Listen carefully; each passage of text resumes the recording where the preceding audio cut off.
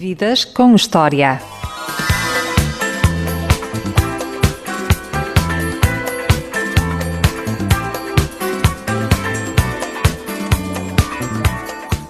A minha convidada desta emissão é uma verdadeira mulher dos 7 ofícios. É professora universitária, bióloga, escritora e até, imaginem, já tocou a pandeireta e fez cores com Zeca Afonso. Boa tarde, Clara Pinto Correia. Olá. Antes de mais, muito obrigado por nos receber em sua casa. Olha, essa é um prazer. O que é que lhe ainda falta fazer, Clara Pinto Correia? Tanta coisa, desde subir os Himalaias até mergulhar na Fossa das Marianas. As possibilidades são ilimitadas, não é? O mundo é tão grande. Mas já fez muita coisa. Já, mas há assim coisas fabulosas, extremamente ambiciosas que eu ainda gostaria de fazer, em termos académicos, em termos da minha criatividade. E depois ainda falta acabar de criar os meus filhos. A gente, quando tem filhos, é para sempre, não é? Eles estão os dois quase a fazer 19 e 18 anos, são um projeto em curso, o futuro deles está tudo em aberto. Por várias razões, são dois rapazes muito agarrados ainda à mãe e ao pai. E na altura em que todos os adolescentes fogem dos pais a sete pés, eles são o género de pessoas que precisam muito de nós e nos procuram muito. E, portanto, ainda há a grande aventura da vida deles que está por se cumprir e da qual eu faço parte. A Clara passou parte da sua infância em Angola. Sim. Que recordações tem das terras africanas? Imensas, e as mais bonitas todas, e a grande dívida de gratidão que eu tenho para com o solo africano, que foi o meu sonho de menina de vir a ser bióloga. Se não fosse aquela paisagem espantosa, aquelas manifestações de fenomenologia natural assombrosas, toda aquela festa da vida que nós presenciamos ali, eu provavelmente teria desenvolvido outros instintos em relação a que queria dedicar a minha vida. Mas a descoberta do fantástico espetáculo da vida deu-se lá. E a minha decisão de dedicar a minha vida ao estudo da vida, com letra grande, apareceu aí, logo aos 6 anos. E grande parte do meu coração está sempre em África. Quando eu chego lá é onde eu me sinto realmente bem, é onde a pressão osmótica está realmente bem regulada, é onde eu me descontraio completamente, é onde eu sinto que estou de facto a dar o melhor de mim. E o processo da longa estadia em África com a minha família, com o qual eu sonho há muitos anos, ainda não se cumpriu, e isso é outra das partes da minha vida que ainda está por cumprir também. Hoje em dia, ainda sonha ser uma Park Ranger? Não era nada um mau projeto para a reforma, está completamente de pé. O pai oferecia muitas revistas da National Geographic. Fazia parte de uma tradição da nossa família, sim, não sei se era o meu pai. Que aprendeu a ler? Não, aprendi a ler na escola, no São José de Cluny, com aquelas malditas freiras, coitadinhas das senhoras, que Deus as tenha, deviam ter as melhores das intenções, mas os métodos, naquela altura, nos anos 60, no ultramar, nas freiras, os métodos de ensino eram extremamente severos. A menina dos 5 olhos ainda existia e estava com boa saúde e manifestava-se muito. Manifestou-se imenso com a minha mão esquerda, porque eu era canhota, eu troquei para a mão direita por causa das reguadas, e ainda hoje tenho uma letra esquisitíssima, inclinada para a esquerda, e tenho que me pôr numa posição muito torta para conseguir escrever como os canhotos se põem, mas com a mão direita. E aprendi a escrever na escola, mas sem dúvida, aprender a ler e escrever. Aliás, os neurologistas sabem hoje, e o professor Castro Caldas tem feito um trabalho espantoso a esse respeito, que o nosso cérebro muda completamente de conformação, e essa conformação é rígida, ou seja, a partir do momento em que se estabelece já não muda. O nosso cérebro muda todo no momento em que nós aprendemos a ler e fica determinado para funcionar de uma determinada maneira a partir desse momento. E eu lembro-me como se fosse ontem do meu momento de aprendizagem de leitura aos 6 anos. Lembro perfeitamente do primeiro texto que li, lembro-me de todas as palavras e lembro-me da sensação de epifania que aquilo foi para mim. Portanto, lembro-me perfeitamente. Eu era obviamente muito encorajada em casa, nós tínhamos Os nossos pais eram ambos médicos, puxavam muito por nós, preocupavam-se muito com a nossa cultura, havia uma grande abundância de livros e assistia-se muito ao fenómeno da leitura. Agora, eu aprendi na escola, o meu primeiro processo de leitura minha, feita por mim, foi sozinha, encostada a uma árvore, com o livro nos joelhos. A primeira vez que li sozinha uma página inteira de texto, que para mim foi como ter-se obviamente aberto uma porta enorme à minha frente e eu ter visto as estrelas todas, não é? Que não estão à vista, é como ter um telescópio e ver o universo de repente. Não é? Foi espantoso. E a Jane Goodall ainda continua a ser o seu ídolo? Uma grande heroína. A Jane Goodall, eu tive com ela pessoalmente aqui há uns anos numa festa de homenagem que a minha Universidade da Lusófona lhe organizou. O curso de Biologia que eu dirigia na altura organizou uma sessão sobre primatologia e convidou a Jane Goodall para vir presidir a sessão. Depois o British Council ofereceu-lhe um jantar e eu estive no jantar com ela e mesmo velhinha, pequenina, muito magrinha, era uma senhora com uma aura impressionante. Eu estive sentada à frente dela durante todo o jantar e era um bocadinho como estar assim a jantar com Deus, não é? Continuo com uma admiração enorme pela Jane Goodall, pelo seu trabalho e devo a ela o sonho, sim, de ter partido para uma floresta distante qualquer estudar o comportamento dos primatas e disso ter sido um grande pontapé de saída para eu perceber que o meu destino era ir estudar Biologia. Ainda guarda algum cheiro da infância? Imensos. É africano ou é português? Africano, sim, no meu caso. No meu caso, africano, muitos cheiros, muitos. Sobretudo da maneira como a terra ficava a cheirar depois das chuvas. Porque as plantas já estavam todas a crescer, assim que parava de chover. Portanto, não é um cheiro que está muito intrinsecamente misturado com o ruído, que era o ruído das plantas a crescerem. Há muitas raízes em África, em Portugal também há, na paisagem mediterrânica também há, mas em África isso é mais vistoso e é mais aparatoso o resultado. Há raízes que estão programadas para só germinarem quando chover. E, portanto, elas estão debaixo do sol, não estão a fazer nada, estão em estado de latência, nós poderíamos pensar que estão mortas, e de repente chove. E assim que elas são tocadas pela água da chuva, germinam. E, portanto, o fenómeno das chuvas, que é muito rápido e muito tumultuoso, são 3 dias de chuva a potes, eu lembro-me de ver os carros com água até às janelas, não é? Com as rodas todas desaparecidas debaixo da água. Assim que para de chover, aquelas plantas todas começam a germinar. Para já saltam cá para fora montes de animais que não se vêem no resto do ano, tipo umas cobras, lembro-me sobretudo de umas cobras verdes muito pequenininhas, super venenosas, muito pequenininhas, de um verde brilhante, que desatam a saltar para fora da terra assim às centenas e a desaparecer pelos cantos, e muitos bichos que a gente não vê, e depois das levas de voo das formigas brancas com asas e essas coisas. E depois era o barulho das plantas a rebentarem do chão, das plantas que vinham dessas sementes, não é? E as plantas todas a aparecerem à superfície, portanto, tudo aquilo deitava cheiros muito específicos. E tinha um ruído que acompanhava, e que esse ruído sentia sobretudo durante a noite, quando estava tudo calmo. E para mim eram noites de autêntica magia, não é? E, obviamente uma criança que passa por isso recorda isso a vida inteira, não é? E depois temos o perfume muito intenso, muito forte da noite na savana, não é? Quando nós íamos para a Sela e para a Quiçamba, que eram as grandes reservas de caça que havia lá ao pé de Luanda, onde passávamos a noite, e há aquele cheiro muito agridoce que os grandes mamíferos deixam nas picadas, não é? E que se sente uma vez mais, sobretudo durante a noite, com os ventos da noite, quando supostamente está tudo calmo, mas também quando os predadores estão cá fora, não é? E há todas aquelas glândulas que descarregam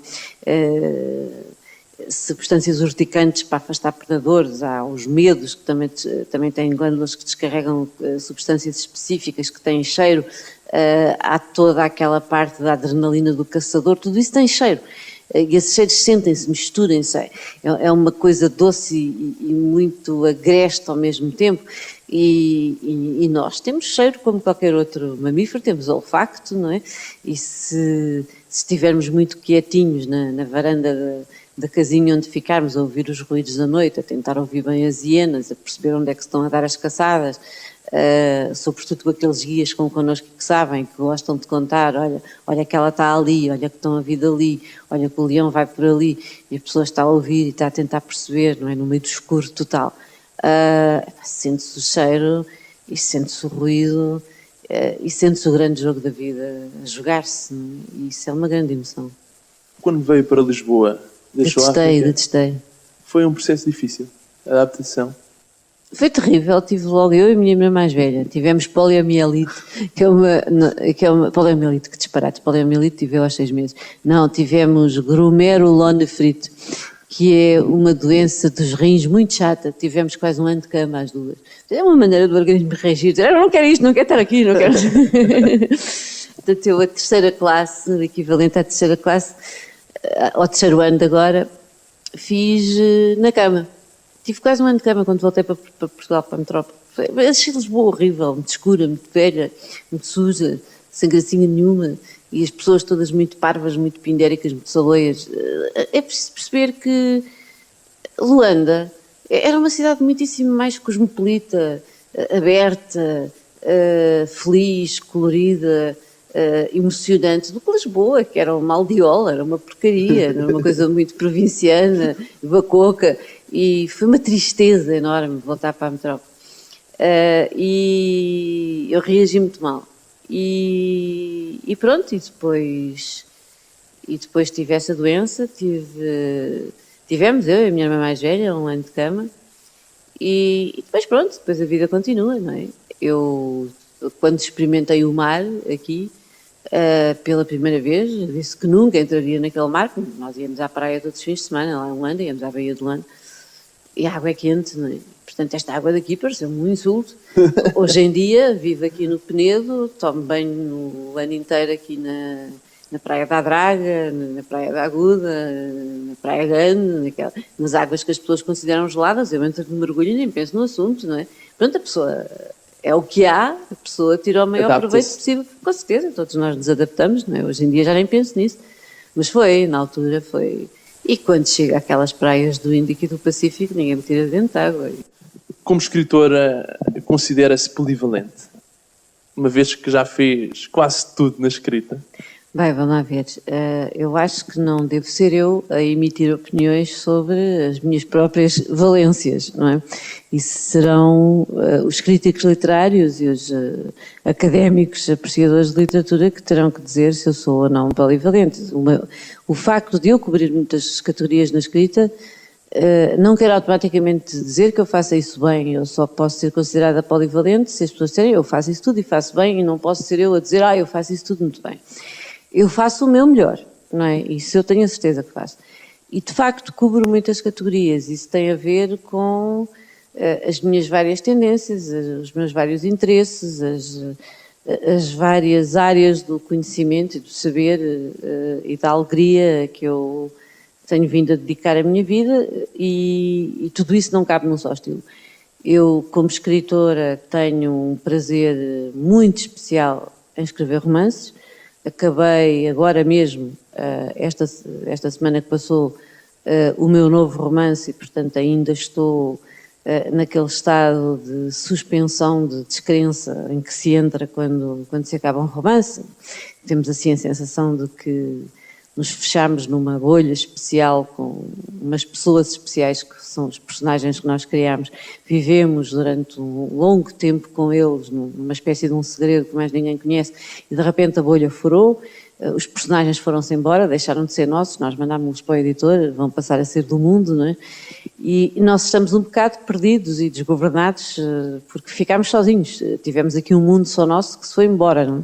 E eu estou neste momento nessa sensação de estar a cair de paraquedas da minha bolha que eu tinha criado.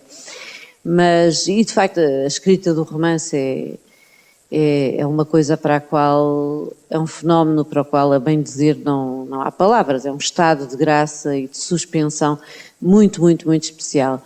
Agora, eu profissionalmente sou doutorada em Biologia Celular e fiz as minhas provas de graduação em História e Filosofia da Ciência.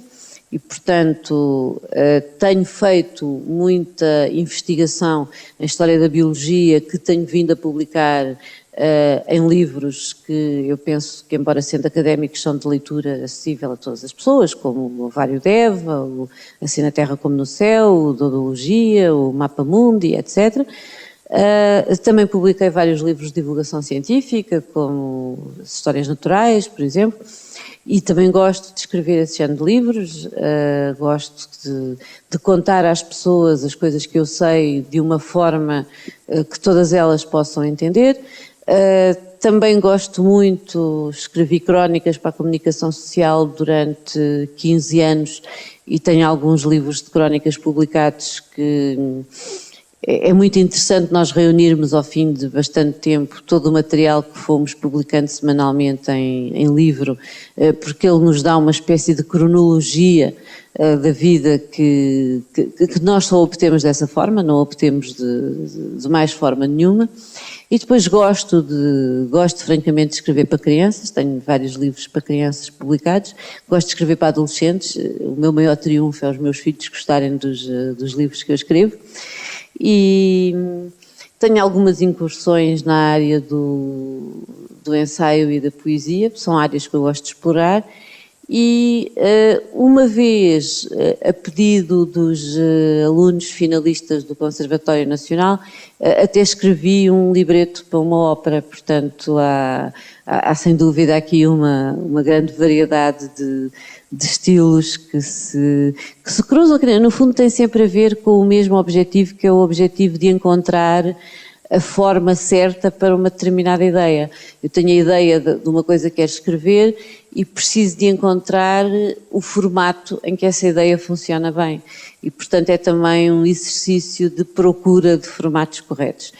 E com isto tudo, eu tenho 51 anos, publiquei até hoje 51 livros, tendo em conta que comecei a escrever aos 24, pronto, é uma produção que... Constante.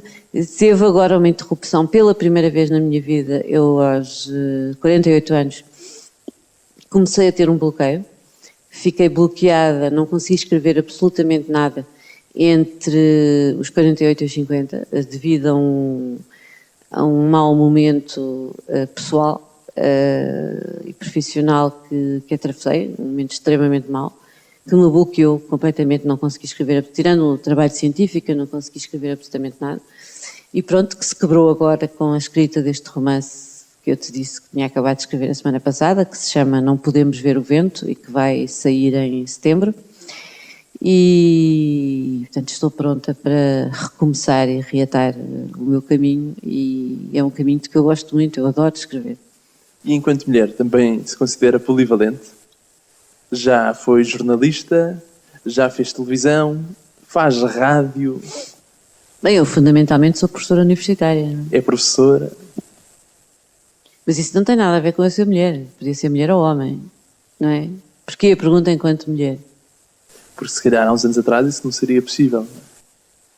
Na geração da minha mãe? Sim, há alguns mundos onde trabalha que eram, há uns anos atrás, maioritariamente masculinos. Sim, eu sei. Rompeu fronteiras. Quando eu era mais novinha, sim. Quando tinha 20 anos, eu senti muitas vezes isso. Por exemplo, quando eu entrei para a redação do semanário O Jornal, que já não existe, aos 20 anos, era uma redação cheia de homens que olhavam para mim com ar, não sei, o Lobo deve ter olhado para o Capuchinho Vermelho, quando eu vi lá na floresta. As únicas mulheres da redação eram a minha mãezinha Edith Soeiro, que já faleceu, e que se tornou uma pessoa importantíssima na minha vida, e a Lourdes Feio, que ainda está no ativo. Todos os outros eram homens. Uma mulher de 20 anos a ser jornalista era, de facto, uma coisa nunca Pensável. vista. Sim. E publicar romances, uma mulher, uma miúda, publicar romances aos 24 anos também era assaz impensável na altura. E ser professora assistente na faculdade? Sim, aos 24 anos também era assim. Haveria poucas mulheres nessa altura, nessa posição? Na Faculdade de Medicina, sim, havia muito poucas. E eu lembro-me que até... Portanto, ser jovem, não era tanto ser mulher, era ser muito novinha. E ter ar de miúda. Eu fiz o doutoramento aos 32 anos, ainda nessa altura se dizia, agora já não, mas naquela altura ainda houve muitas pessoas que me diziam: mas porquê é que fizeste o doutoramento tão nova? Que hoje em dia, se os meus alunos ouvissem isto, desmanchavam-se a rir, quer dizer, porque o doutoramento novo, faz-se doutoramento novo aos 28 anos. Não é? E não é novo, é a idade normal de fazer o doutoramento. Rapaz e rapariga, já não há qualquer espécie de distinção. Em 1992, eu fazer o doutoramento aos 32 anos ainda era fazer o doutoramento muito nova. Ainda levantava algumas suspeitas, alguma coisa esta pessoa fez mal, aldrabou, não sei o quê, para já estar a fazer o doutoramento, não é? A única coisa que eu tinha feito, a única coisa que eu tinha aldrabado é que tinha ido para a América para me despachar mais depressa. E para fazer um doutoramento assim mesmo como eu queria. Bem puxado e interessante e cheio de coisas novas. Para a América, foi a primeira grande mudança da sua vida? Foi porque a mim aconteceu uma coisa muito estranha, que não estava no programa. Eu era estudante de Biologia e vivia por minha conta e risco e precisava de um emprego. Já tinha tido vários, já enquanto estava a estudar. Já tinha trabalhado na biblioteca da Faculdade de Medicina durante o primeiro ano. Durante o segundo ano trabalhei como professora de português no Liceu Francês. E depois precisava de outro emprego, porque eu estava a substituir uma professora que esteve doente nesse ano. E eu vivia, curiosamente, numa comunidade com várias outras pessoas, no terceiro andar de um prédio grande na Avenida da Liberdade, em cujo resto de chão funcionava a redação do Semanário Jornal, de onde eu conhecia muita gente, da altura em que eu tinha 12, 13, 14 anos, em que um diário que havia na altura, que era a Capital, tinha um suplemento para jovens que saía ao domingo, que se chamava Quadradinhos, do qual eu era colaboradora, com essa idade. E, portanto, conhecia alguns dos jornalistas da Capital que coordenavam o Quadradinhos, que agora estavam no jornal. E eu encontrava-os às vezes na entrada do prédio e fiquei a saber que eles eram agora do Semanário Jornal. E então, quando acabaram as aulas no Liceu Francês, eu no dia seguinte fui lá falar com o Manel Bessa Múrias, que era o chefe de redação do jornal, e disse: olha, Manel, eu acabei agora as aulas no Liceu Francês, preciso de emprego, vocês não precisam por acaso ficar de jornalistas, ou há aqui, eu estou de uma secretária, alguma coisa que eu possa fazer, não sei, tratar dos arquivos? Ele disse: olha, nós estamos a admitir candidatos a estagiários, portanto, se quiseres fazer uma tentativa, ver se serves para isto, não sei o quê, podes vir para cá. Portanto, no dia seguinte comecei a trabalhar como candidata a estagiária no Semanário Jornal. Lembro-me perfeitamente, no Liceu Francês ganhava um salário de 18 contos por mês, ali fui ganhar um salário de 6 contos por mês, mas era uma coisa muito mais interessante. E dei-me muito bem, eles gostaram muito do meu trabalho, eu gostei imenso de trabalhar como jornalista e fiquei lá durante 5 anos, portanto foi o resto do curso de Biologia e ainda mais uns tempos até a minha atividade científica depois de se tornar completamente incompatível com estar a trabalhar como jornalista a tempo inteiro. Mas durante esse período, como Portugal, a comunicação social em Portugal na altura era um meio muito pequeno, eu acabei por, à pala de ser jornalista no jornal, também acabar por fazer rádio, fazer televisão, fazer praticamente tudo o que havia para fazer e fiquei a conhecer quase toda a gente que existia no meio nessa altura e também de caminho acabei por publicar o meu primeiro livro. Foi tudo assim parte do mesmo processo. E quando é que tocou pandeireta e fez cores com o Zeca Afonso? Isso foi muito antes. Tinha eu 16, 17, 18 anos por aí, porque houve o 25 de Abril, não é? Tinha eu 14 anos.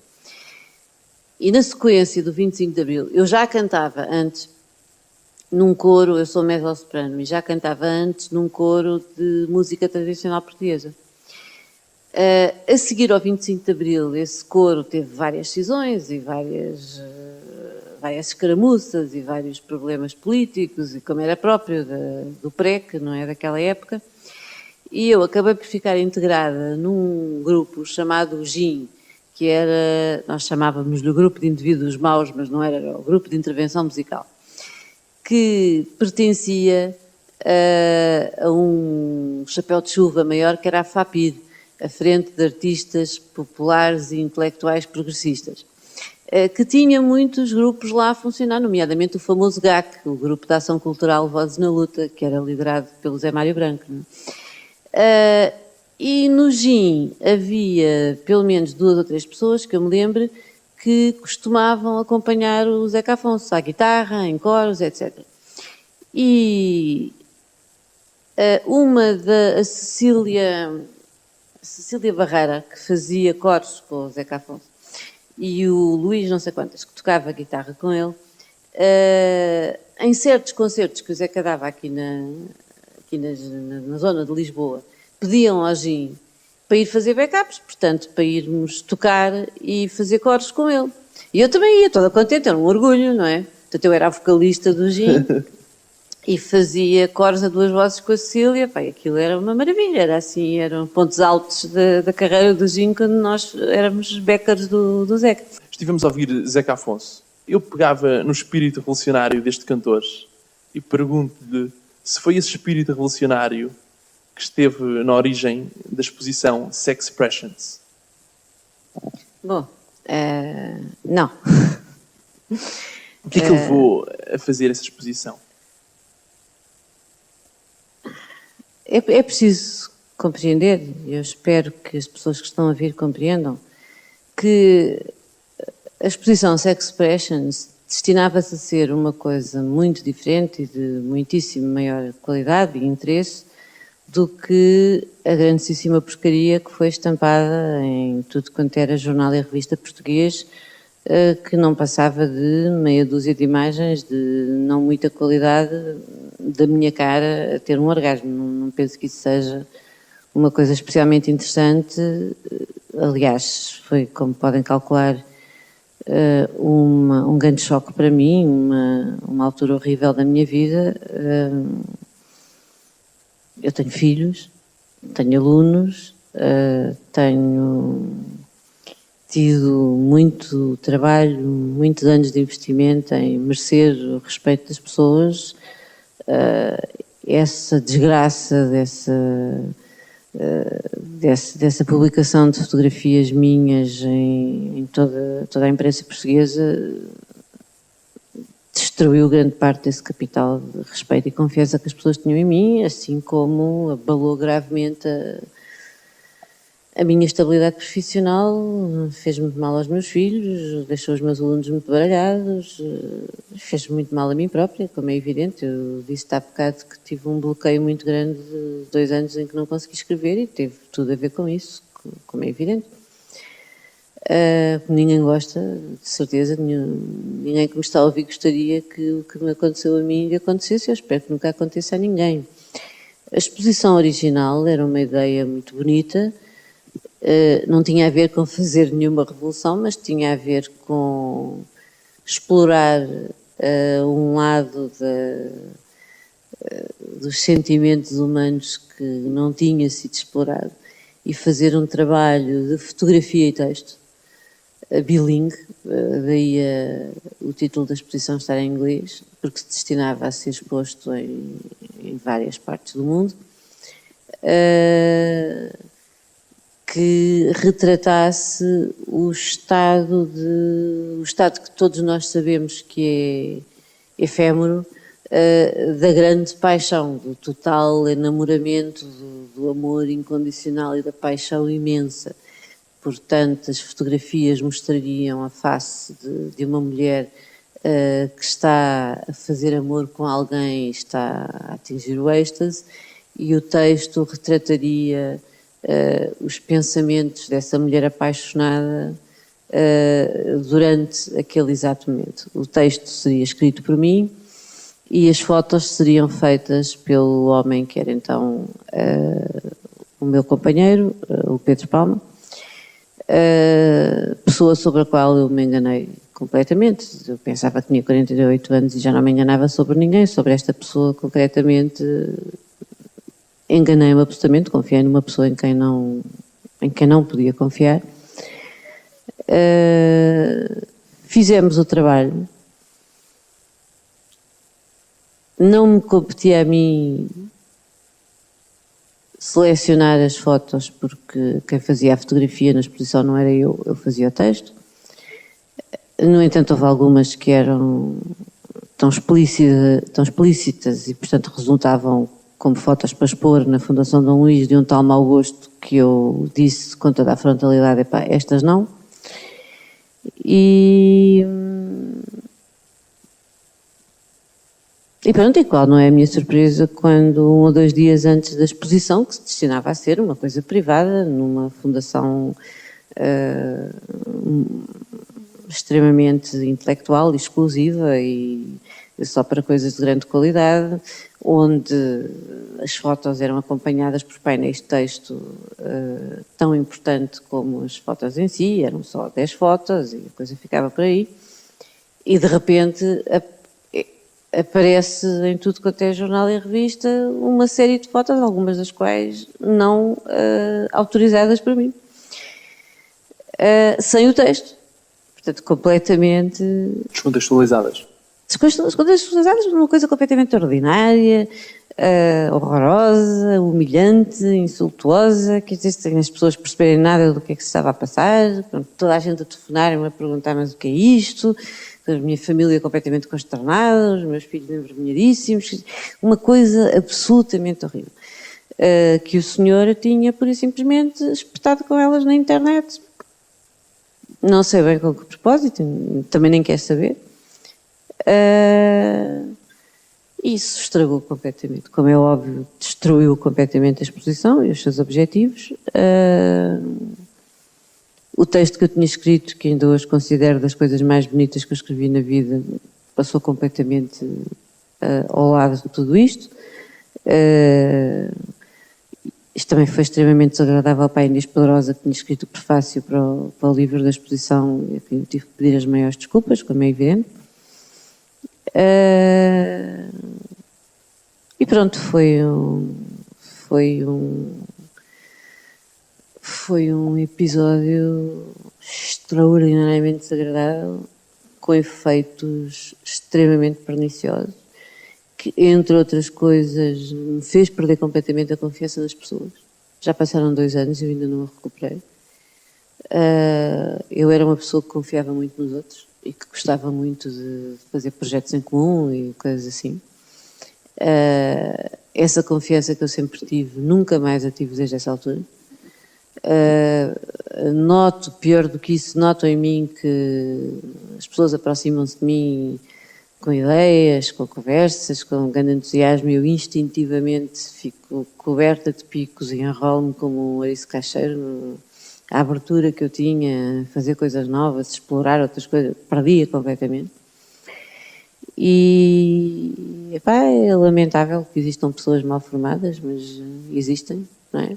E eu aprendi que precisava de defender-me muitíssimo melhor do que me defendia antes. É triste, foi um episódio muito triste, as consequências foram muito tristes também. Um bloqueio de 2 anos sem conseguir escrever é uma coisa muito forte. A vida continua, não é? Não se podem tirar as fotos da internet. É assim, tem que se viver com isso. Em 2006, traduziu um romance intitulado Os Homens Bons Não São Fáceis de Encontrar. Concorda com isso? Bem, claro, concordo. As mulheres boas também não devem ser fáceis de encontrar. A questão não é essa. As pessoas boas são muito difíceis de encontrar. Antes de mais nada, não era um romance, era um conto. Não se trata de uma obra qualquer. É o primeiro volume da coleção completa dos contos da Flannery O'Connor, que é a minha escritora americana preferida. Eu sou em Portugal a tradutora oficial da Flannery.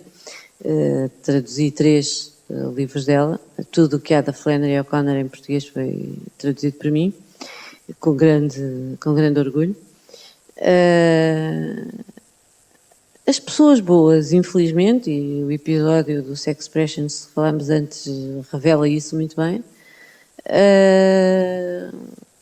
as pessoas boas não são, infelizmente, as mais abundantes à superfície do planeta. Há muita gente muito boa. Isso é uma grande alegria, nós sabermos isso, constatarmos isso todos os dias. Pessoas como tu, que fazem um ótimo trabalho, praticamente sozinhas, sem apoio nenhum, por amor à arte, São obviamente ótimas pessoas a quem nós devemos dar o máximo do nosso apoio. Tenho alunos maravilhosos, conheço todos os dias pessoas maravilhosas. Agora, o mundo também está cheio de pessoas más. Nós não gostaríamos que fosse assim, mas é assim, não é? E portanto, é muito importante nós sermos capazes, no meio do ruído, no meio da confusão, no meio do pandemónio, no meio da pressa com que toda a gente vive hoje em dia, no meio das escolhas fáceis e apressadas que muita gente faz porque nem tem tempo para aprofundar nada, no meio da bagunça dos one night stands, no meio do prazer simples, no meio dos êxtases, no meio dessas coisas todas, encontrar as nossas pessoas boas e fazer o nosso pequeno mundo com elas, porque é a nossa única salvação, é encontrarmos as nossas pessoas e agarrarmos muito bem umas às outras, porque temos que admitir que não somos uma espécie abundante à superfície do planeta. Não é? Para si, existe uma grande diferença entre fazer sexo e fazer amor? Claro que existe. Eu nunca fiz sexo com ninguém, nem faço tensões. Nem faço tensões. Deve ser muito desagradável. Eu nem sequer. Até me meto um bocado de nojo a ideia. Não estou a criticar as pessoas que o fazem. Eu pergunto isto porque estávamos a falar um pouco do one night stand, da nova geração. Uma geração que vive muito momento, mas com pouca intensidade o momento, não é? Sim. Aconteceu-me na manifestação do Facebook. Aconteceu-me uma coisa completamente espantosa, que nunca me tinha acontecido. Eu tenho 51 anos, não é? E então, estava eu muito bem lá na manifestação, e estava com um senhor que eu tinha conhecido nesse mesmo dia, precisava de falar com ele para o tal romance o Não Podemos Ver o Vento que acabei de escrever a semana passada, tinha estado a recolher o depoimento dele. E depois, como estávamos muito perto do Rossio, decidimos ir um bocado à manifestação. E estávamos os dois na manifestação e eu, entretanto, fui tomar uma cerveja, uma cervejaria que estava aberta e tive que lutar por espaço junto do balcão e acabei por meter conversa com um miúdo que também estava ao balcão, que era o Huguinho, que era um tipo das eletrónicas e não sei o quê. Mas tive mesmo que estar assim quase a batalhar corpo a corpo com ele para chegar ao balcão, comecei a mandar umas piadas, lá bebi a minha cerveja, vim cá para fora. De repente o Huguinho vem a correr atrás de mim, puxa-me pelo braço e diz: esquece o Cota, vamos curtir hoje. Eu fiquei a olhar para o Huguinho e disse ao Huguinho: pá, eu tenho 51 anos. Ele disse: pá, eu tenho 28 e tenho um sonho, uma coisa das mulheres maduras e tu és muito bonita e não sei, vamos curtir hoje, esquece o Cota. E eu confesso que tive assim uma coisa de curiosidade. Então, se eu agora fosse curtir com o Huguinho, como é que seria? E até pensei, até cheguei a trocar telemóveis com ele naquela, eu dava o teu telemóvel, depois logo se vê. Como é que será curtir assim, pronto, com um puto de 28 anos, que está cheio aqui de gás. E até que fui completamente incapaz, não? O Guinha ainda me telefonou umas vezes e eu não lhe atendi o telefone, confesso. Mas foi a primeira vez que me aconteceu uma coisa destas na vida. E eu ainda tive a curiosidade necessária e suficiente para lhe dar o meu telemóvel, para admitir a possibilidade de... mas depois não fui capaz de chegar a vias de facto, porque de facto para mim é muito estranha a ideia de... embora aí ter prazer, só porque sim, porque a malta esbarrou um com o outro na manifestação do Facebook, então embora mandar uma queca e depois pronto. Não é para mim. Não é para mim. Eu preciso de gostar muito das pessoas. Para encerrar a nossa entrevista, antes de irmos ao Direto à Cabeça, à nossa rúbrica do programa, o que é ser a Clara Pinto Correia? Não recomendo a ninguém.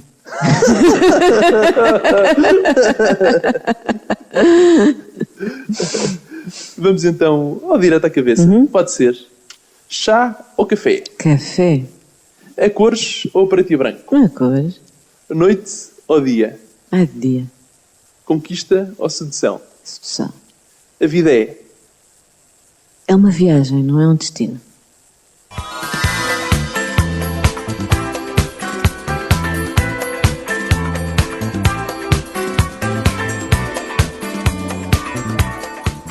Eu sou o Diogo Marcelino e este foi mais um Vidas com História, a grande entrevista na rádio Ultra FM, para ouvir em 88.2 ou então na internet sempre que quiseres em ultrafm.pt.